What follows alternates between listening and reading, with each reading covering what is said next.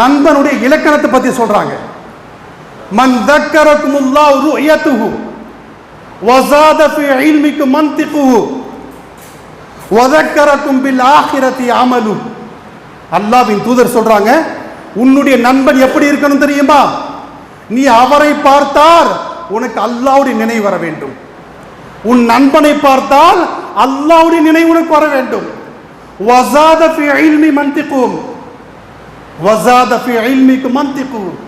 உன்னுடைய நண்பனிடத்தில் பேசினால் ஏதாவது கல்வி இல்ம் அதிகரிக்க வேண்டும், ஞானம் அதிகரிக்கணும். வதக்கரகும் பில் ஆখিরাতি அமலு. அவருடைய உன்னுடைய நண்பருடைய அமலை பார்த்து உனக்கு மறுமை நினைவு வர வேண்டும்.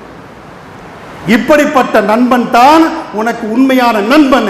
இல்லை என்று சொன்னால் நண்பன் கிடையாது.